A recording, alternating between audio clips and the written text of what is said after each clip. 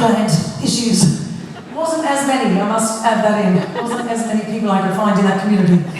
But of course, in the moment of finding community, I found so many people around the world, and the whole of Australia at that time was basically sitting outside my door. I lived in a cul-de-sac, and all the press back then, before we were able to find each other online so easily, which is such a blessing.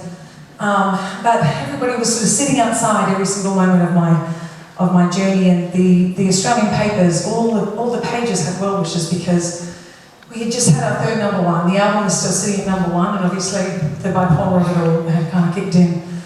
But in that moment, so many people had sent these beautiful letters, and I just remember sort of my family and I just kind of reading so many of the letters, actually so much that my house was such a mecca of where people were sort of just dropping in at that time.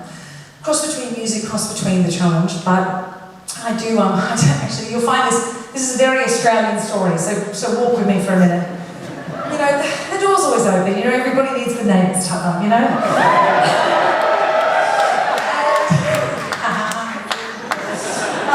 And there was this one time where someone had dropped in, I was in my pyjamas, had some family friends, and he walks in, he's like, "Oh, hi, Delta." I was like, "Hello, nice to meet you." No, nice to meet you. "Hello, come on in, come on in." My mum was like, "Hi." We're sitting there, he brought a cake, he was sitting at the dining, the sort of like the kitchen bench table. He was talking away, and then I kind of started to think, does anybody know who this guy is? And then he goes, "I really loved Lost Without You, Delta." I said, "Right, well, thank you, that's great. How did you get the address?" And he goes, "Oh no, I just found it online." And I was like, all right. So we had this beautiful cake, and he said, "I hope you get well," and I flew in from Tasmania. I flew here just to make sure you're okay and bring you some cake and wish you well, and then he left. I've never seen him again since. He's like, my mum was like, "Do you know him?" I was like, "I don't know him, do you know him?" I was like, "No." My brother was like, "I don't know him, why are you so..." Anyway, the point was that our door was very open, and I know I was seeing some people earlier, and they were like, we were one of the people that wrote a letter, one of the girls was speaking.